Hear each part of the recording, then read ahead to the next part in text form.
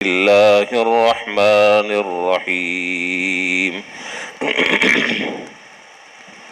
وقال ربكم ادعوني استجب لكم ان الذين يستكبرون عن عبادتي سيدخلون جهنم داخرين وقال رسول الله صلى الله عليه وسلم الدعاء مخ العبادة أو كما قال عليه الصلاة والسلام آمنت بالله صدق الله مولانا العظيم وصدق رسوله النبي الكريم ونحن على ذلك لمن الشاهدين والشاكرين والحمد لله رب العالمين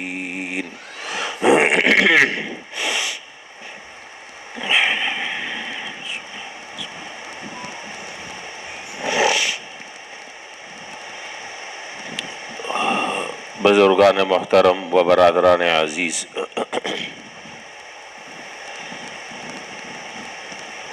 اللہ رب العالمین نے قرآن کریم میں جن دعاؤں کا تذکرہ فرمایا ہے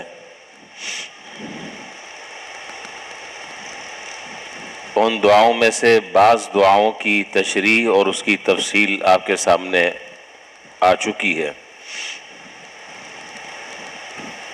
حضرت زکریا علیہ السلام کی دعا جس کو قرآن کریم میں اللہ تعالیٰ نے بیان فرمایا ہے، رب لا تذرنی فردا وانت خیر الوارثین، تقریباً 2 جمعے اس دعا کی تشریح اور اس کی تفصیل آپ کی خدمت میں عرض کی۔ آج جس دعا کا ذکر ہے اور اس کی جو تشریح آج عرض کرنی ہے وہ دعا حضرت یونس علیہ السلام کی ہے جو قرآن حکیم میں اللہ تعالیٰ نے ذکر فرمائی ہے۔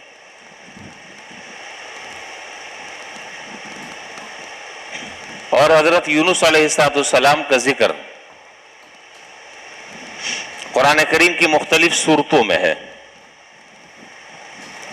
اور حضرت یونس علیہ السلام کے نام سے بھی قرآن کریم میں پوری ایک سورت موسوم ہے، سورہ یونس 11واں پارہ۔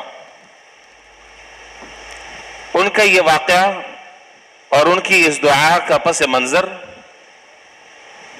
مختلف پاروں میں اور مختلف صورتوں میں اللہ تعالیٰ نے اس کے مختلف حصے ذکر کیے ہیں، کہیں کچھ اور کہیں کچھ۔ پورا ایک واقعہ شروع سے لے کر آخر تک کے قرآن کریم میں کہیں ذکر نہیں ہے سوائے حضرت یوسف علیہ السلام کے واقعے کے، اس لیے کہ قرآن کریم کوئی واقعات کی، تاریخ کی، قصوں کی کتاب نہیں ہے۔ یہ موعظت، نصیحت، تذکیر، تو قرآن کی ترتیب یہ ہے کہ جہاں اس واقعے سے متعلق جتنی بات ذکر کرنی ہوتی ہے قرآن کریم وہ حصہ وہاں ذکر کرتا ہے، باقی حصہ ذکر نہیں کرتا، باقی حصہ کسی اور جگہ پر، پھر باقی حصہ کسی اور جگہ پر۔ سوائے یوسف علیہ السلام کے واقعے کے پورے قرآن میں کوئی اور نظیر نہیں ہے اس کی کہ شروع سے لے کر آخر تک کے، اول سے لے کر آخر تک کے ایک واقعے کو تفصیل اور ترتیب سے بیان کیا جائے، یہ قرآن کریم کی ترتیب نہیں ہے۔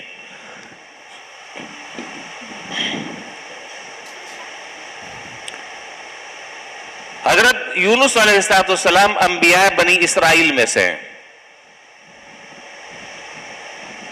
جلیل القدر نبی ہیں، اور اللہ تعالیٰ نے نینوا ایک بستی تھی اس کی طرف حضرت یونس علیہ السلام کو مبعوث فرمایا۔ موصل ایک شہر ہے، اس شہر میں یہ نینوا بستی ہے، اس کی طرف یونس علیہ السلام مبعوث فرمائے گئے۔ جس طرح تمام انبیاء علیہ السلام کے ساتھ ہوتا رہا، اور تاریخ یہ بتلاتی ہے، واقعات یہ بتلاتے ہیں وہی تاریخ حضرت یونس علیہ السلام کے ساتھ بھی دہرائی گئی، جس طرح دیگر حضرات انبیاء علیہ السلام کے ساتھ یہ تاریخ دہرائی گئی۔ وہ کیا کہ جب اس نبی نے اپنی قوم کو اللہ جل شانہ کی توحید کی طرف دعوت دی، رسالت کی طرف دعوت دی، نبوت کی طرف دعوت دی، قرآن کی طرف دعوت دی، اور جن بڑے بڑے گناہوں میں وہ قوم مبتلا تھی، شرک میں، بت پرستی میں، اللہ تعالیٰ سے متعلق غلط طرح کے خیالات اور عقیدے کے دلدل میں وہ پھنسے ہوئے تھے، تو پوری تاریخ ہمیں یہ بتلاتی ہے قرآن کریم کی کہ قوم نے تکذیب کی، نبی کو جھٹلایا، نبی کی تعلیمات کو رد کر دیا اور مسترد کر دیا، اور اپنی اسی سرکشی پر، اسی تمرد پر، اسی ضد اور عناد پر وہ قوم ڈٹی رہی اور جمی رہی، اور صاف یہ کہہ کر نبی کا اور نبی کی دعوت کا انکار کر دیا کہ ہم آپ کی دعوت کو کیسے قبول کریں، اس لیے کہ جن چیزوں پر ہم ہیں ما وجدنا علیہ آباءنا، ہم نے تو اس پر اپنے آباء و اجداد کو پایا ہے، لہذا ان کے طریقے کو ہم نہیں چھوڑ سکتے۔ ہم آپ سے معذرت چاہتے ہیں، ہم اپنے آباء و اجداد کے طور طریقوں کو، ان کی چال چلن کو اور ان کی جو عقیدے ہیں، ہم ان عقیدوں کو نہیں چھوڑ سکتے، چاہے وہ آپ کی شریعت، آپ کے دین، آپ کے قرآن کے خلاف ہیں، ہمیں اس سے کوئی سروکار نہیں، لیکن ہم اپنے آباء و اجداد کی اس طور طریقوں کو نہیں چھوڑ سکتے۔ یہی حال جو ہے وہ حضرت یونس علیہ السلام کے ساتھ بھی ہوا، اور ان کی قوم نے اپنے پیغمبر کے ساتھ بھی یہی کچھ کیا۔ بالآخر جب حضرت یونس علیہ السلام دعوت دے کر، سمجھا بجھا کر، ترغیب اور ترہیب کا راستہ اختیار کر کر، اللہ تعالیٰ تمام نبیوں کو دو صفتوں سے متصف فرماتے ہیں۔ صفات تو بہت ساری ہوتی ہیں، لیکن دو صفات خاص طور پر، وہ بشیر بھی ہوتے ہیں، نذیر بھی ہوتے ہیں، ان کی یہ دو صفتیں بڑی خاص ہیں۔ مبشرا و نذیرا، اللہ تعالیٰ ان کو خوشخبری دے کر بھیجتے ہیں اور ڈرانے والا بنا کر بھیجتے ہیں، اور اتنی بات تو ہر مسلمان جانتا اور سمجھتا ہے کہ خوشخبری ان لوگوں کے لیے جو ان کی دعوت کو قبول کر لیتے ہیں، اور ڈرانا ان لوگوں کے حق میں جو ان کی دعوت کو مسترد کر دیتے ہیں، ان کی دعوت کا انکار کر دیتے ہیں، ان کے حق میں وہ نذیر بنتے ہیں، اور جو آپ کی دعوت کو قبول کر لیتے ہیں ان کے حق میں وہ بشیر بنتے ہیں۔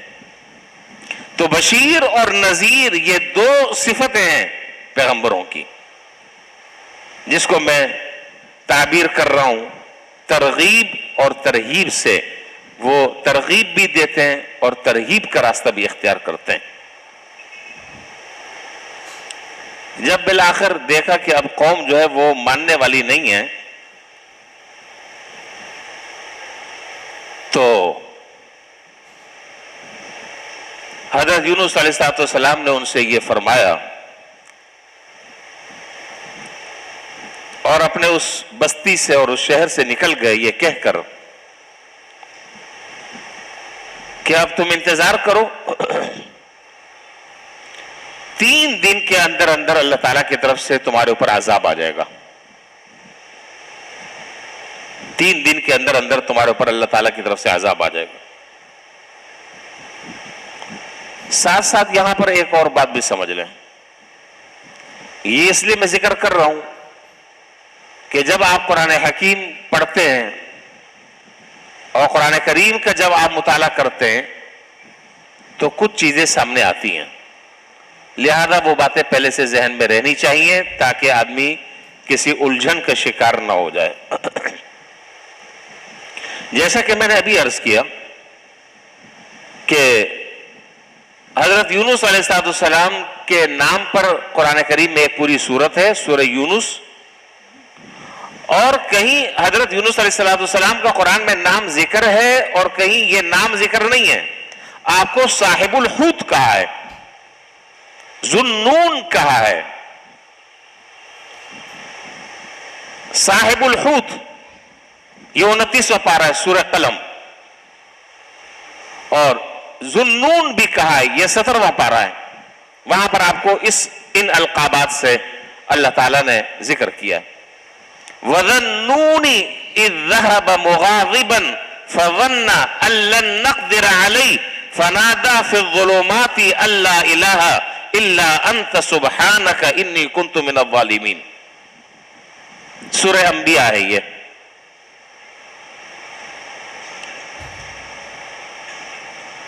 تو کہیں پر آپ کو صاحب الحوت کہا ہے، کہیں پر آپ کو ذنون کہا ہے، اور حوت اور نون دونوں کے معنی ہیں مچھلی، دونوں کے معنی ہیں مچھلی۔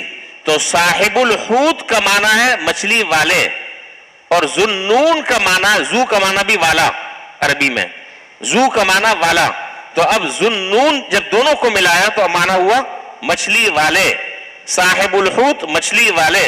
تو کہیں پر صاحب الحوت ذکر ہے اور کہیں پر وذنون ذکر ہے، مراد ایک ہی ہے، مچھلی والے، اور مراد ان سے حضرت یونس علیہ السلام ہے۔ اب اگلی بات کی طرف میں آ رہا ہوں۔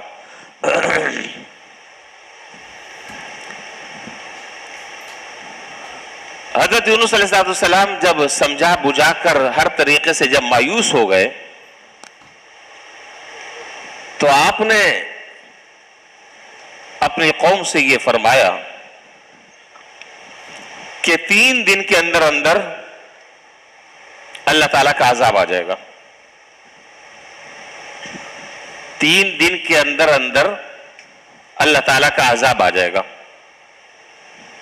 اور یہ کہہ کر بستی سے نکل گئے، اور بظاہر کچھ اس عذاب کے آثار بھی نمایاں ہو گئے تھے اور نظر آ رہے تھے۔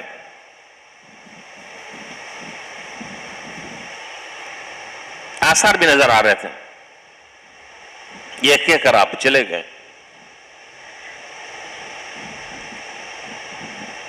جب قوم نے یہ دیکھا کہ حضرت یونس علیہ السلام بستی میں نہیں ہے، اور انہوں نے پہلے سے الٹیمیٹم بھی دے دیا، تو اب کان کھڑے ہو گئے، اور ذہن میں بات آ گئی کہ پیغمبر نے ہم سے اب جس عذاب کا تذکرہ ہے، چونکہ وہ موجود بھی نہیں ہے اور آثار بھی لگ رہے ہیں، تو اب اس عذاب سے ہم نہیں بچ سکتے۔ چنانچہ حضرت یونس علیہ السلام چلے گئے،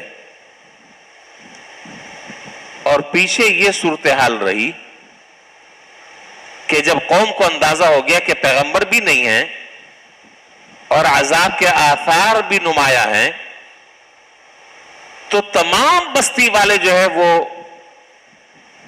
جنگل کی طرف نکل گئے، انسان بھی، چوپائے بھی، جانور بھی، مرد بھی، عورتیں بھی، بچے بھی، بوڑھے بھی، یہاں تک کہ اپنے مویشیوں کو بھی، اپنے جانوروں کو بھی انہوں نے ساتھ لے لیا، دودھ پینے والے جو چھوٹے بچے تھے ان کو بھی ماؤں نے ساتھ لے لیا، اور سب جا کر ان سب نے گڑ گڑا کر اللہ تعالیٰ سے دعائیں مانگنی شروع کر دی، توبہ اور استغفار شروع کر دیا، رونا دھونا شروع کر دیا، چیخنا چلانا شروع کر دیا۔ اللہ تعالیٰ کی رحمت متوجہ ہوئی اور عذاب ٹل گیا، اور سارے کے سارے بستی والے جو ہے وہ ایمان لے کر آ گئے۔ اب بات درسا غور سے سمجھیے گا، پورے قرآن کریم میں یہ ایک واقعہ ایسا ہے، پورے قرآن حکیم میں یہ ایک واقعہ ایسا ہے، اس کے علاوہ کوئی اور اس واقعے کی نہ نظیر ہے اور نہ اس کی کوئی مثال ہے، کہ اللہ تعالیٰ نے کسی قوم کی توبہ کو اس وقت قبول کیا ہو، میرے جملے پر غور فرمائیں، کسی قوم کی توبہ کو اللہ تعالیٰ نے اس وقت قبول کیا ہو جب اس قوم نے عذاب کے آثار دیکھ لیے ہوں، سوائے حضرت یونس علیہ السلام کی قوم کے اس کی کوئی اور نظیر اور مثال نہیں ہے۔ اللہ تعالیٰ کی سنت اور اللہ تعالیٰ کا جو طریقہ ہے وہ شروع سے یہ رہا کہ جب تک کہ عذاب کے آثار نمایاں نہیں ہوتے، جب تک کہ وہ عذاب شروع نہیں ہوتا، اس سے پہلے تک کہ تم توبہ کرو تو ہم توبہ قبول کر لیں گے، لیکن اگر اس عذاب کے آثار نمایاں ہونے کے بعد، اس کے واضح نشانات پائے جانے کے بعد اگر کوئی توبہ کرے گا تو وہ توبہ کا دروازہ بند ہو چکا ہوگا، وہ توبہ کا دروازہ بند ہے، اب توبہ قابل قبول نہیں ہے، سوائے اس ایک استثناء کے، سوائے اس ایک واقعے کے۔ یہ یونس مفسرین نے لکھا ہے کہ یہ حضرت یونس علیہ السلام کی قوم کی خصوصیت تھی، باقی اللہ تعالیٰ کا جو طریقہ اور اللہ تعالیٰ کی جو سنت ہے وہ یہ ہے کہ جب عذاب کے آثار آ جائیں تو اب تم لاکھ چلاؤ، چیخو، پکارو، اب کوئی بات نہیں سنی جائے گی، اس لیے کہ وہ وقت گزر چکا ہے۔ یہ بات میں نے ضمناً ذکر کر دی۔ اب میں اصل بات کی طرف آ رہا ہوں۔ تو انہوں نے توبہ تلہ شروع کر دی، چیخنا چلانا شروع کر دیا، رونا دھونا، گڑگڑانا، معافی مانگنا شروع کر دیا، اللہ تعالیٰ نے اس عذاب کو ٹال دیا، انہوں نے ایمان قبول کر لیا سارے کے سارے۔ اور اس طرف صورتحال یہ پیدا ہوئی کہ حضرت یونس علیہ السلام کو اندازہ ہوا کہ میں نے 3 دن کا ان سے تذکرہ کیا تھا تو 3 دن کے اندر عذاب آ چکا ہوگا اور ان کا کام تمام ہو چکا ہوگا۔ اب جب یہ اپنی بستی کی طرف واپس پلٹے تو دیکھا کہ قوم تو پوری کی پوری وہی ہے اسی طرح۔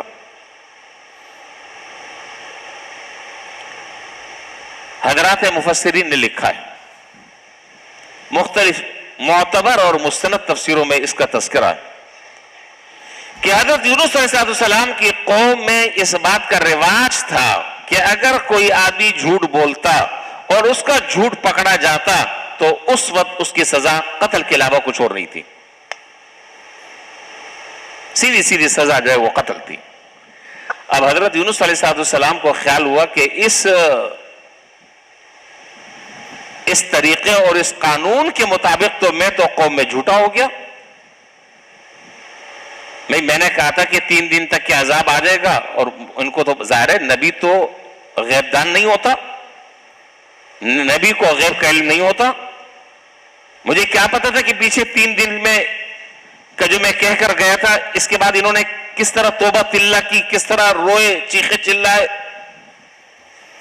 اب اگر یہ واپس اپنی قوم میں جاتے تو اس رواج کے مطابق، اس قانون کے مطابق جو ان کی قوم میں رائج تھا کہ اگر کوئی آدمی جھوٹ بولتا اور اس کا جھوٹ ثابت ہو جاتا تو اس کی سزا قتل تھی، تو اب یہ خیال پیدا ہوا کہ اگر میں گیا تو اب تو ظاہر عذاب تو آیا نہیں، میں تو کہہ کر آیا تھا کہ عذاب آ جائے گا 3 دن کے اندر۔ پتہ نہیں بات آپ سمجھ رہے ہیں کہ نہیں سمجھ رہے ہیں؟ 3 دن کے اندر یہاں تو کچھ بھی نہیں ہوا۔ اس ڈر کے مارے حضرت یونس علیہ السلام یہاں سے کسی اور شہر کی طرف روانہ ہو گئے، واپس نہیں گئے اپنی بستی میں۔ جس شہر میں جانا تھا تو اس شہر میں جانے کے لیے دریا تھا اور دریا عبور کرنا ضروری تھا، تو کشتی چل رہی تھی، ایک کشتی۔ مفسرین نے لکھا کہ بحر اخضر کوئی نام ہوگا جگہ کا، وہاں سے وہ ایک کشتی لوگوں سے لدی بھری وہ کنارے پر آ کر پہنچی۔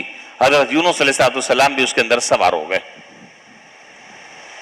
جس طرح اور بہت سارے مسافر بیٹھے تھے یہ بھی بیٹھ گئے، کوئی پہچانتا بھی نہیں تھا کہ یہ یونس علیہ السلام ہے۔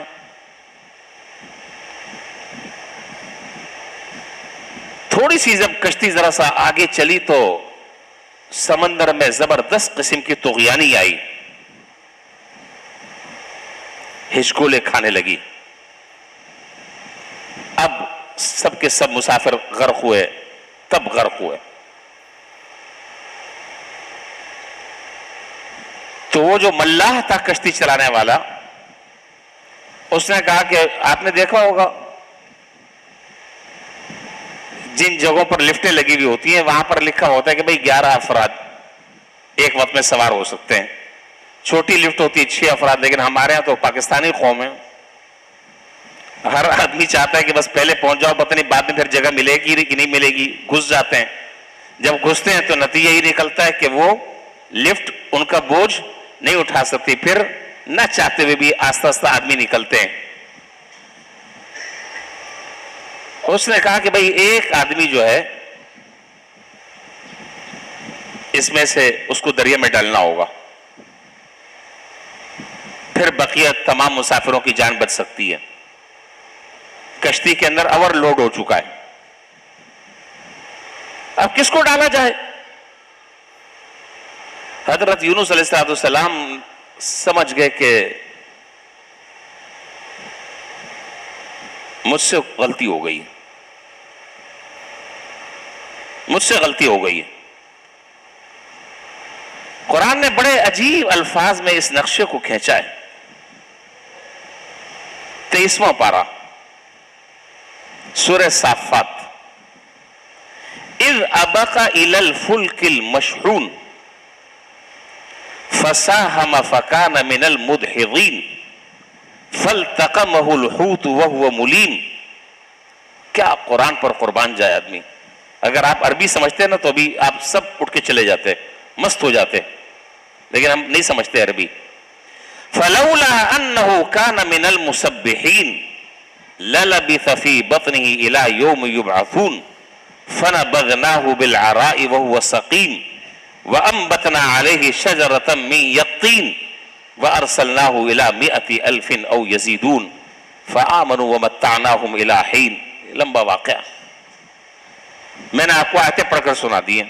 اب میں اگر اس کا ترجمہ بھی سب کا کرنے لگوں تو وقت پورا ہو جائے گا اور باتیں رہ جائیں گی. بہرحال جتنی بات یہاں پر بتانی ہے، حضرت یونس علیہ السلام نے اپنے بارے میں یہ فیصلہ کر لیا کہ ایک بھگوڑا غلام میں ہی ہوں. لوگوں سے کہا، کشتی والوں سے کہا کہ بھئی میں سمندر میں چھلانگ لگا لیتا ہوں. انہوں نے کہا حضرت اتنا نورانی چہرہ، اتنا خوبصورت چہرہ، یہ بھگوڑے ہوئے آدمی کا چہرہ اس طرح کا تابناک نہیں ہوا کرتا. یہ اتنا چاند کی طرح چمک رہا ہے اور دمک رہا ہے اور روشن چہرہ، یہ تو جو بھگوڑا غلام ہوتا ہے اس کے تو چہرہ کچھ اور ہوتا ہے. انہوں نے کہا کہ نہیں جی. پھر اس بات پر اتفاق ہوا کہ بھئی قرعہ ڈالی جائے. فساہما سہم سے فساہما فکان من المدحضین، قرعہ ڈالی گئی. اور اتفاق ایسا ہے کہ جب قرعہ ڈالی گئی تو اس قرعہ میں حضرت یونس علیہ السلام کا نام نکل آیا. انہوں نے کہا کہ اچھا بھائی اب دوبارہ قرعہ ڈالو. لوگوں نے کہا اس لیے کہ حضرت کا چہرہ تو ان کو ہم سمندر میں کیسے غرق کر دیں، کیسے ڈال دیں، نہیں ہو سکتا. دوبارہ قرعہ ڈالی گئی. جب دوبارہ قرعہ ڈالی گئی دوبارہ پھر نام یونس علیہ السلام کا نکل آیا. پھر تیسری مرتبہ جب قرعہ ڈالی تو تیسری مرتبہ میں پھر ان کا نام نکل آیا. اب کیا کریں؟ 3 دفعہ قرآن میں نام یونس علیہ السلام کا نکل رہا ہے. بس حضرت یونس علیہ السلام نے کشتی سے چھلانگ لگائی اور وہاں اللہ تعالیٰ نے پہلے سے غیب سے سارے انتظامات جو ہے وہ مکمل کر لیے تھے. اور اللہ تعالیٰ نے ایک مچھلی کو حکم دیا کہ یونس علیہ السلام کو منہ کھول کر کھڑی ہو جاؤ اور یونس علیہ السلام کو اپنے پیٹ میں لے لو. لیکن یاد رکھنا کہ یہ یونس جو ہے وہ تمہاری غذا نہیں ہے، یہ عارضی طور پر تمہارے لیے، ان کے لیے یہ تمہارا پیٹ قید خانہ ہے. نہ ان کی ہڈی کو نقصان پہنچے، نہ ان کے گوشت کو نقصان پہنچے، نہ ان کی کھال کو نقصان پہنچے، یہ تمہاری غذا نہیں ہے. اور ظاہر کائنات کی کون سی چیز ایسی ہے، کائنات کا کون سا ذرہ ایسا ہے کہ جس پر اللہ تعالیٰ کا حکم نہ چلتا ہو؟ بحیثیت مسلمان ہمارا یہ عقیدہ ہے، ایک پتہ بھی اگر حرکت کرتا ہے تو وہ اللہ کے حکم سے کرتا ہے، وہ اللہ کی مشیت سے کرتا ہے، اللہ کی اجازت سے کرتا ہے. اور اللہ تعالیٰ کے حکم کے بغیر کائنات کا پتہ ذرہ بھی حرکت نہیں کر سکتا. وہ مچھلی کھڑی بھی تھی, منہ کھولے, جیسے ہی انہوں نے اس کشتی سے سمندر میں چھلانگ لگائی, اس مچھلی نے ان کو اپنے پیٹ میں لے لیا. اللہ اکبر. اور اس کے بعد قرآن نے جو جملہ کہا ہے, فنادا فی الظلمات, کیا ترجمہ, کیا ترجمہ؟ فنادا فی الظلمات, ظلمات جمع ہے, جمع ہے, جمع, اور اس کا واحد ظلمت ہے. ظلمت کی جمع ظلمات, تو ظلمت کا معنی ایک اندھیری, تو جمع کا معنی کیا ہوا؟ بتا دو بھائی, سارے پڑھے لکھا طبقہ ہے, کیا معنی ہوا ظلمات کا؟ نہیں بتا رہے, پتہ تو ہے لیکن میرا خیال پتہ نہیں کسی مصلحت سے نہیں بتا رہے. تو ظلمات کا معنی اندھیریاں, ظلمات کا معنی اندھیریاں جمع ہے, اندھیرا واحد ہے, اندھیریاں جمع ہے. تو اب معنی کیا ہوگا؟ فنادا فی الظلمات, انہوں نے ان اندھیریوں میں اللہ تعالیٰ کو ان الفاظ کے ساتھ پکارا. وہ الفاظ ابھی آگے میں ذکر کروں گا. وہ کون سے تین اندھیرے تھے؟ ایک پانی کا اندھیرا, ایک مچھلی کے پیٹ کا اندھیرا, اور ایک وہ تاریخ رات, اس کا اپنا ایک الگ اندھیرا. ان اندھیروں میں انہوں نے پکارا, کیا پکارا؟ اللہ الہ الا انت سبحانک انی کنت من الظالمین. اور یہ دعا عجیب و غریب دعا ہے, عجیب و غریب دعا ہے یہ. عجیب اللہ تعالیٰ نے اس کے اندر علوم اور معارف بیان فرمائے. قرآن یہاں کیا کہہ رہا ہے اس دعا پر؟ تو پھر ہم ابھی آگے بات کریں گے. آگے کیا کریں گے, 5 منٹ باقی ہے, یہی بات مکمل ہو جائے. یہ دعا ایسی عجیب دعا ہے قرآن میں. اللہ تعالیٰ نے یہاں پر یہ ذکر فرمایا کہ فلولا انہ کان من المسبحین, 23واں پارہ سورہ صافات.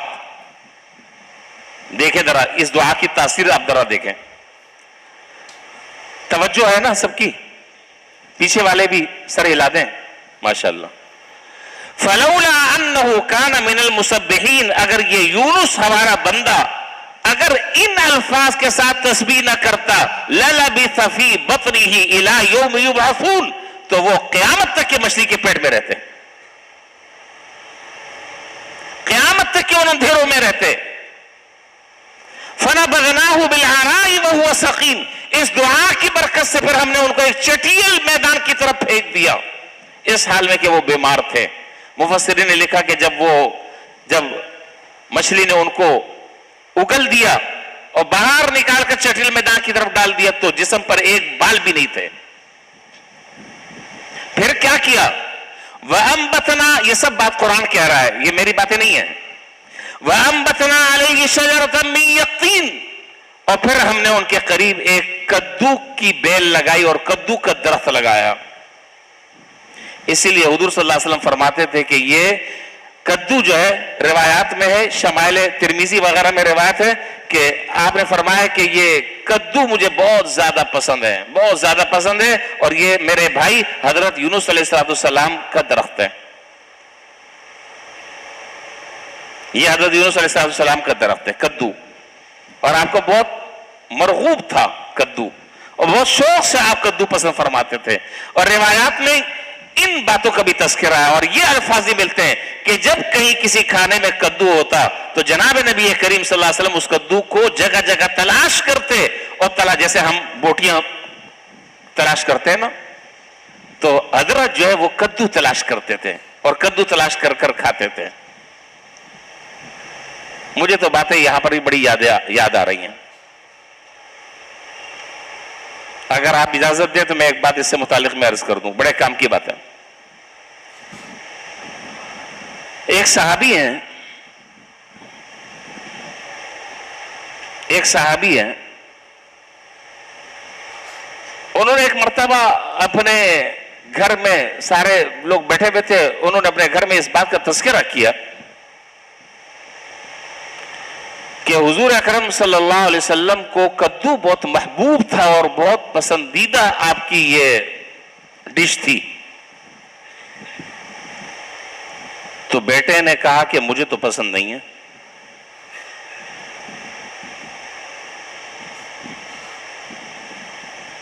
بیٹے نے کہا کہ مجھے تو پسند نہیں ہے. آپ کی نظر میں اس میں کوئی مسئلہ ہے؟ نہیں ہے. عجیب بات ہے, کوئی مسئلہ نہیں ہے اس کلام میں اور اس جملے میں. کوئی قباحت نہیں ہے, کوئی برائی نہیں ہے, کچھ بھی نہیں ہے, سب صحیح ہے. ہمیں اور آپ کو پتہ نہیں ہے. ان صحابی نے جب اس بات کا تذکرہ گھر میں کیا اور فوراً اس کے بعد بیٹے کی طرف سے جب جواب آیا, پوری زندگی اس بیٹے سے بات نہیں کی. پوری زندگی اس بیٹے سے بات نہیں کی اور کہا کہ میں حضور کی سنت بیان کر رہا ہوں اور تو کہہ رہا ہے کہ مجھے یہ پسند نہیں ہے. اس کا معنی یہ کہ تو حضور کی سنت تیری نظر میں محبوب نہیں اور تو اس سے اعراض کر رہا ہے. اس موقع پر یہ جملہ کہنا یہ بے ادبی ہے. اس موقع پر یہ جملہ کہنا یہ سنت سے اعراض ہے. ویسے اگر آدمی ایسے کوئی عام بات اگر ہو رہی ہو تو ایک آدمی کہتا ہے کہ بھائی مجھے جو ہے نا کریلا پسند ہے, مجھے تورئی پسند نہیں ہے, اس میں کوئی حرج کی بات نہیں ہے. مجھے شلجم پسند ہے, مجھے ٹنڈے پسند نہیں ہے. مجھے بھنڈی پسند ہے, لوکی پسند نہیں ہے. بعض لوگوں کو دیسی گھی پسند نہیں ہوتا, بعض لوگوں کو دیسی انڈے پسند نہیں ہوتے. یہ ایک الگ مسئلہ ہے.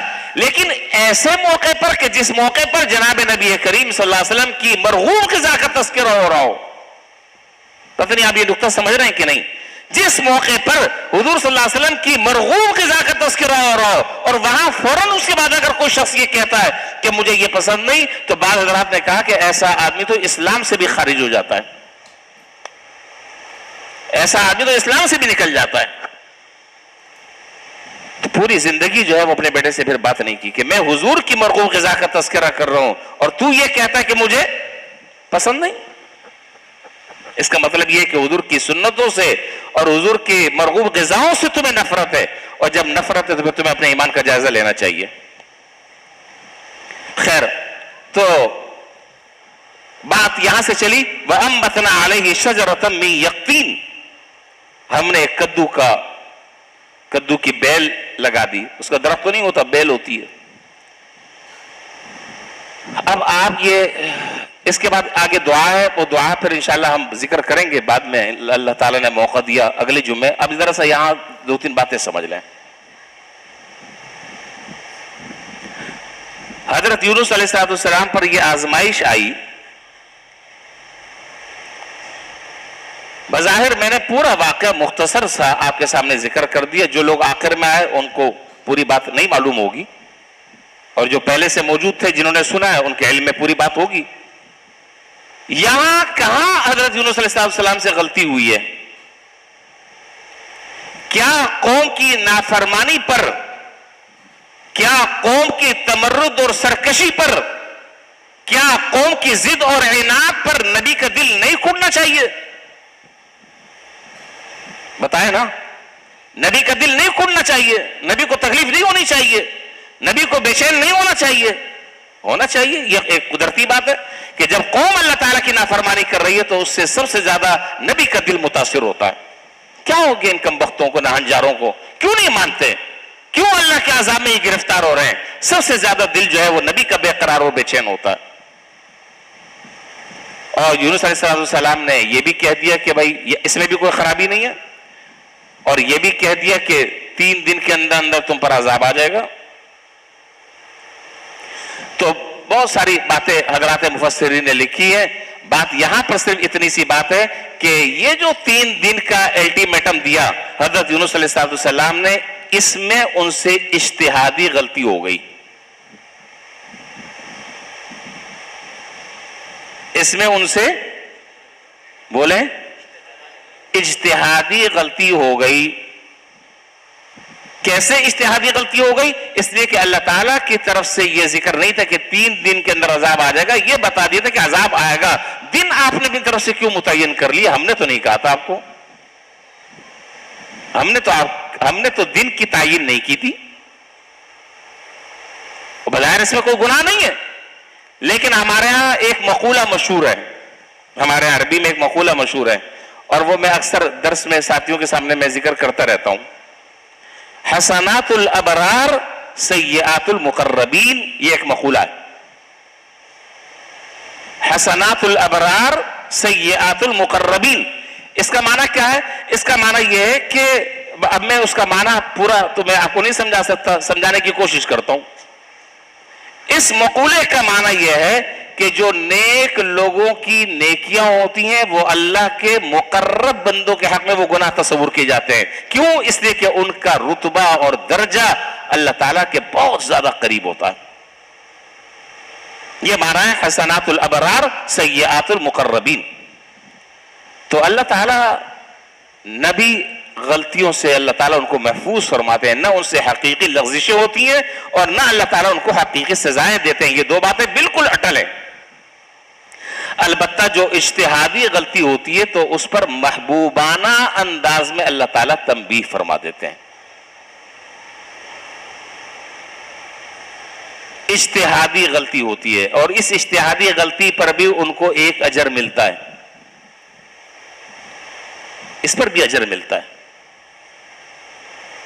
اجتہادی غلطی ہوتی ہے اس پر اللہ تعالیٰ محبوبانہ انداز سے تنبیہ فرما دیتے ہیں. اس کی نظیر جو ہے وہ قرآن کریم میں متعدد ہے.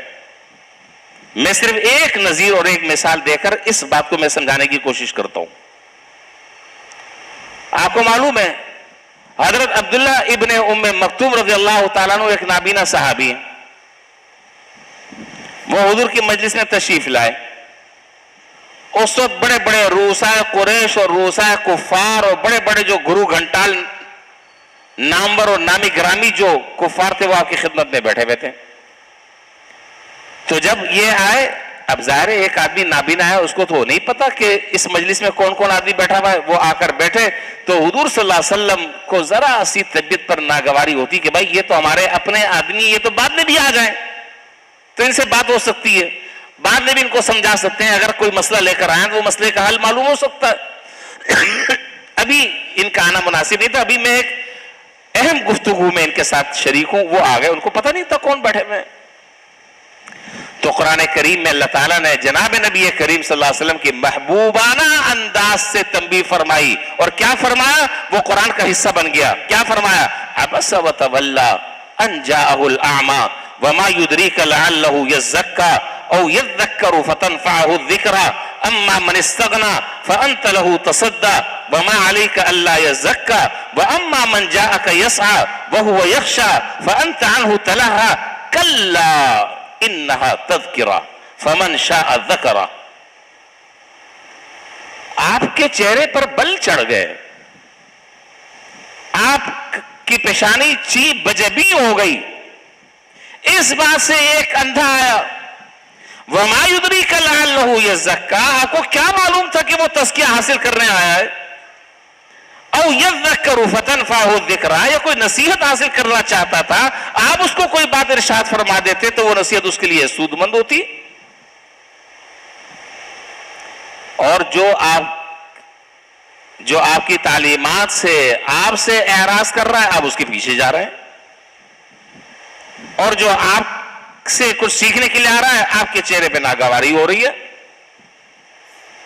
خدا نخواستہ ناگواری اس معنی کرنی کہ میرے سامنے بڑے بڑے مالدار بیٹھے ہوئے یہ تو بیچارہ فقیر آدمی ہے، نہیں. مقصد یہ تھا کہ بھائی یہ تو اپنے آدمی ہے، اپنا آدمی تو پھر کسی وقت بھی آ سکتا ہے، اس کے لیے کیا مسئلہ ہے. یہ جو لوگ ہیں یہ ہر وقت نہیں آتے، اب آج آئے ہیں تو ان کے ساتھ جو میں گفتگو کر رہا ہوں میں یہ سوئی سے وہ گفتگو کر لوں. اللہ تعالیٰ کو یہ انداز پسند نہیں آیا، فوراً تنبیہ فرما دی. چنانچہ پوری ایک سورت اللہ تعالیٰ نے اتار دی، سورہ عبس، اور اس میں یہ آیت قیامت تک کے لیے اللہ تعالیٰ نے ذکر فرما دی. چنانچہ روایات میں کہ اب اس کے بعد حضرت عبداللہ ابن ام مکتوم رضی اللہ تعالیٰ عنہ جب جناب نبی کریم صلی اللہ علیہ وسلم کی خدمت میں آتے تو آپ اٹھ کر کھڑے ہوتے اور ان کو اپنی جگہ پر بٹھاتے. اٹھ کر کھڑے ہوتے، ان کا استقبال کرتے اور ان کو جگہ پر بٹھاتے اور یہ فرماتے تھے کہ ھذا ما عاتبنی ربی، یہ وہ شخص ہے کہ جس کے بارے میں میرے رب نے مجھے تنبیہ فرمائی. ھذا رجل عاتبنی، یہ وہ آدمی ہے جس کے بارے میں مجھے میرے رب نے محبوبانہ انداز میں تنبیہ فرمائی. تو یہاں پر بھی یہ نظیر میں نے آپ کے سامنے بیان کر دیا. اس کے علاوہ اور بھی نظیر ہیں قرآن میں. تو یونس علیہ السلام سے بھی کوئی ایسی غلطی سرزد نہیں ہوئی تھی، بس اتنا تھا کہ آپ ہماری مرضی کے بغیر اور ہمارے حکم کے بغیر آپ کیسے چلے گئے، اور آپ نے دن کیسے متعین کر دیا کہ 3 دن کے اندر آ جائے گا. یہ ذرا سی بات بھی.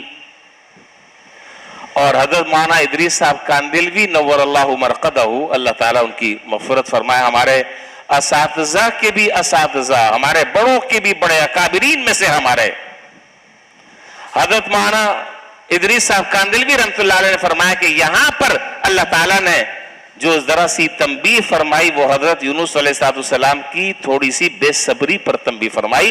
اتنا بے صبر آپ کو نہیں ہونا چاہیے تھا، اللہ تعالیٰ کے حکم کا آپ کو انتظار کرنا چاہیے تھا. جب حکم آتا اس کے بعد آپ کوئی کام کرتے، بغیر ان کے حکم کے آپ نے خود سے کوئی قدم کیوں اٹھا لیا.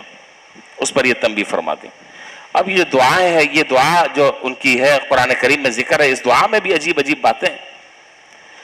بس انشاءاللہ زندگی رہی تو اس دعا کی تشریح انشاءاللہ میں عرض کروں گا اگلے جمعے. بس وہ دعا یاد کر لیں، بڑی اہم دعا ہے، لا الہ الا انت سبحانک انی کنت من الظالمین. اور حضرت شاہ عبدالعزیز صاحب محدث دہلوی رحمۃ اللہ علیہ نے تفسیر عزیزی میں لکھا ہے کہ مجرب طریقہ اس دعا کا یہ ہے کہ یہ دعا 2 طریقوں سے پڑھی جاتی ہے.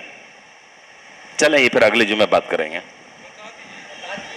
اچھا، ایک تو یہ کہ اجتماعی طور پر اس دعا کو بہت سارے لوگ مل کر 1.25 مرتبہ پڑھ لیں، ایک طریقہ یہ. اور ایک طریقہ یہ ہے کہ ہر آدمی، یہ دعا بڑی عجیب ہے، اس دعا کی تشریح بھی آپ کے سامنے نہیں ہے، وہ انشاءاللہ میں عرض کروں گا. دوسرا طریقہ یہ کہ ہر آدمی اس دعا کو روزانہ 300 مرتبہ پڑھے. رات کی تاریکی میں جس طرح حضرت یونس علیہ السلام نے رات کی تاریکیوں میں اور اندھیروں میں اس دعا کو پڑھا تھا اور اللہ تعالیٰ نے ان کو نجات دی تھی، اسی طرح اللہ تعالیٰ تمہیں بھی نجات دے دیں گے. یہ دعا یونس علیہ السلام کے ساتھ خاص نہیں ہے، جو بھی اس دعا کو پڑھے گا اس دعا کا فائدہ اس کو ہوگا. اور یہ اگلی آیت میں قرآن کریم میں اس کا ذکر آ رہا ہے، جو آیت میں نے بھی نہیں پڑھی آپ کے سامنے. فاستجبنا، چلے پڑھ دیتا ہوں. فاستجبنا له ونجيناه من الغم وكذلك ننجي المؤمنين. تو بہرحال اب باتیں رہ گئی ہیں، پھر کریں گے انشاءاللہ. باتیں تو آپ مجھ سے زیادہ جانتے اور سمجھتے ہیں، اللہ تعالیٰ بس ہمیں عمل کی توفیق عطا فرما دے. اور آج جو حالات چل رہے ہیں ان حالات میں انسان اللہ تعالیٰ کی طرف متوجہ ہو، توبہ اور استغفار کرے اور اس آیت کریمہ کو پڑھنے کا اہتمام کرے، اس کا معنی سمجھ کر، اس کا مفہوم سمجھ کر اللہ تعالیٰ کو پکارے. جس طرح اللہ تعالیٰ نے اس دعا کے کرنے والے کو نجات دے دی، آئندہ قیامت تک کے جو بھی اس دعا کو پڑھے گا اللہ اس کو غموں سے ضرور نجات عطا فرمائیں گے. تو دعا آپ کو یاد ہوگی، یاد کر لیں. لا الہ الا انت لا الہ الا انت سبحانک انی کنت من الظالمین. بڑی عجیب و غریب دعا ہے. اللہ تعالیٰ ہر طرح کی آزمائش سے، حوادثات سے، آفات و بلیات سے اللہ تعالیٰ جملہ مسلمانوں کی حفاظت فرمائے. وآخر دعوانا الحمدللہ.